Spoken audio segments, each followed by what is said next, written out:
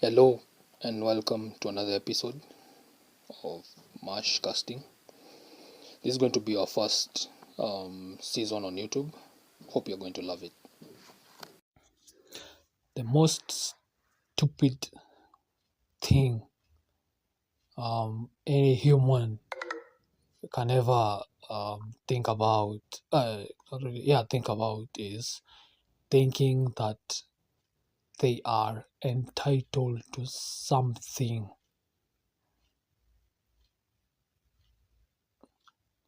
I hope you are getting where I'm headed with this. Yeah,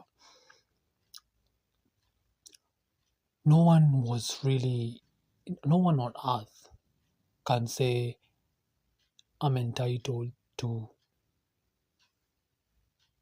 going to heaven.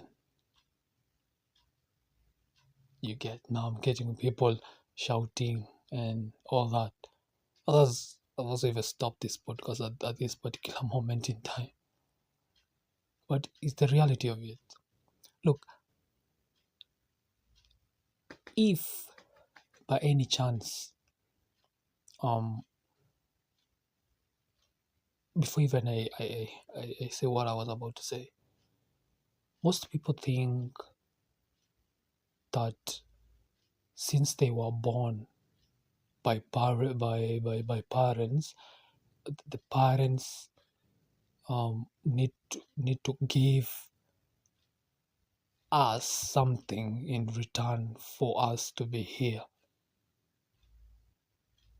I feel that doesn't really work, because do we really owe anything to our parents? Do our parents really owe anything to us? Let's start by asking that question. Who owes who what? And this what is it really? Do I really owe my father my life because he brought me to this world?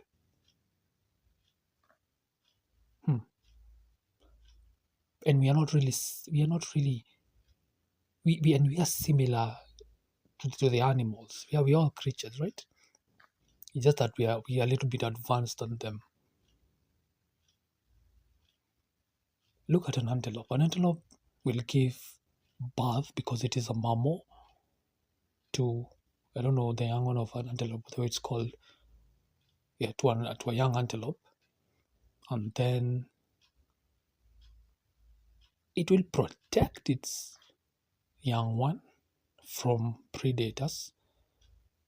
But if the young one wants to leave, well, that's it. There's nothing the mother can do about it. Does that mean we as human beings, we have the ability to think? We are given the mandate to, also to name these animals, that we are becoming dumber and dumber and dumber and more stupid, to a point we are using some context. I'm just paraphrasing that, owning something to someone because they did something. Does it really make any sense?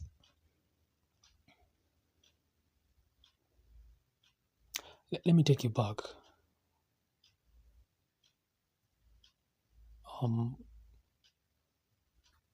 Mzee Jomo Kenyatta, our second president, Daniel Turi, teacher of Moi, he introduced maziwa ya Nyayo, that is free milk for schools. I think it was primary.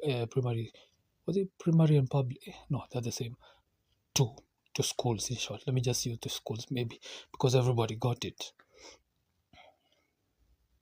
Does that mean these kids who got who used to enjoy milk every single day at lunchtime, they owe the second president something till to date? Mzee Moi did a generous thing probably because when he was growing up, he didn't get the privilege. So he used his status to help children in school and to ease the burden of their parents. But did he actually do it in return for the kids and parents to owe him something that they actually don't know? That is what I'm really talking about. Because in today's era, we are accustomed to owing people things because of the good deeds they did to us a couple of years back.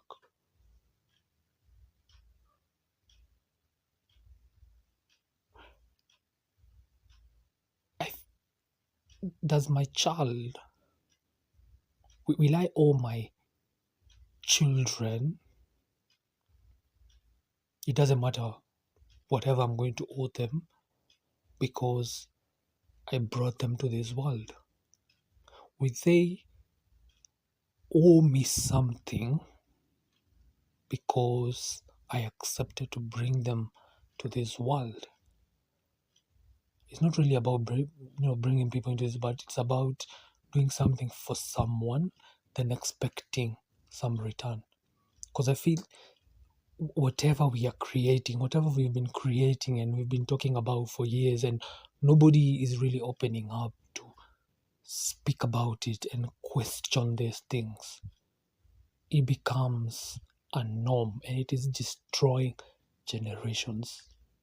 It is destroying people's lives. And I'm pissed while saying this because why should you do something good to me and to yourself, you're going to owe me, but to me, it was a gesture. It was just a gesture. Then you hear the phrase, there's nothing free on earth. Well, if there was nothing free on earth, then we all are deemed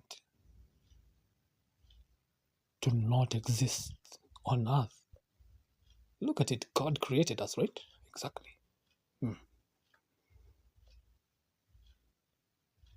We've lived that long in a place we don't deserve then.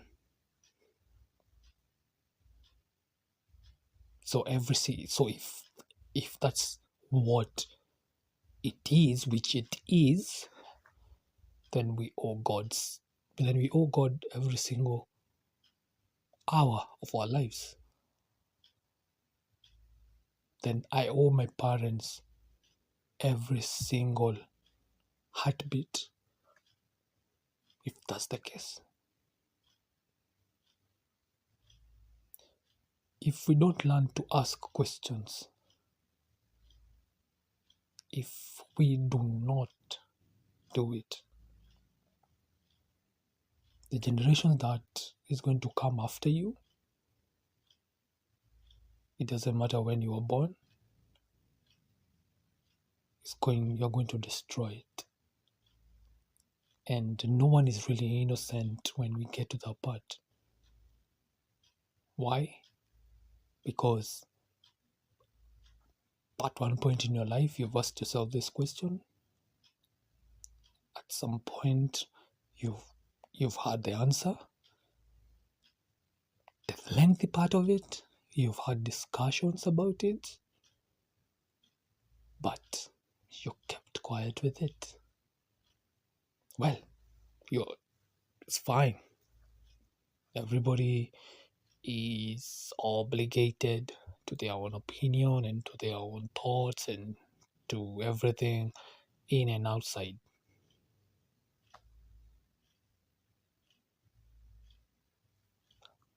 That circle.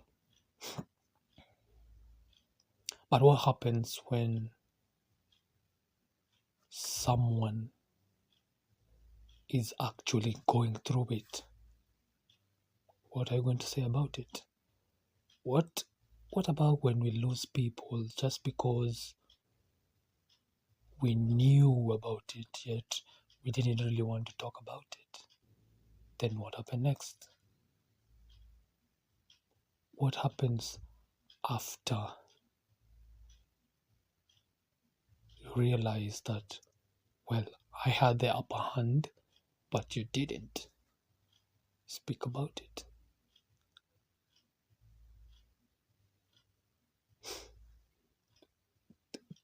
There are things we've come to accept, yet they're not supposed to be accepted.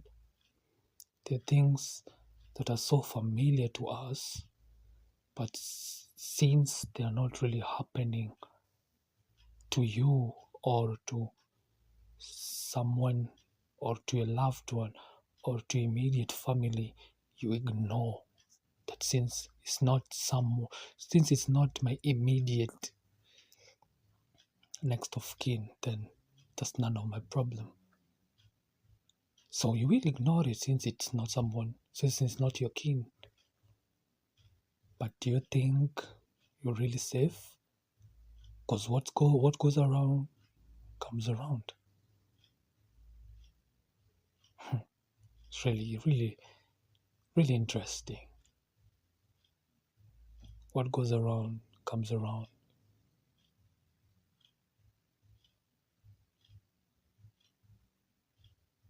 I'll go work in order for me to afford basic needs, and also to afford the luxury of visiting maybe a hotel, maybe going for a vacation.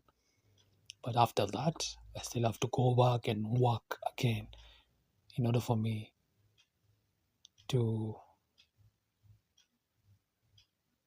what's the better word? To ease the hunger of my desires. That brings me to something else. Why is it so hard for people to take risks for the life they want, yet they want to live the life they have, but yet pray for the desires they know is not achievable with where they are? What's really going on? Look, in my case, I used to be afraid. No, yeah, I used to be afraid of starting a business. Why?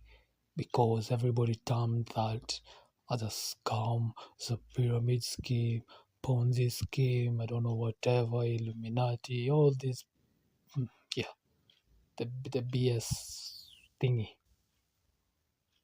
Yet, there are people doing it who basically, listen, the people who did it actually employ us.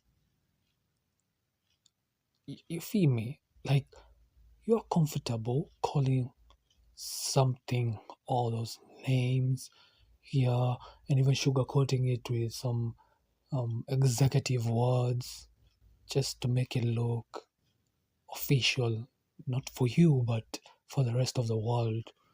Yet you yourself, you're employed under the same business model you are cursing, and you're really comfortable doing that, living that life.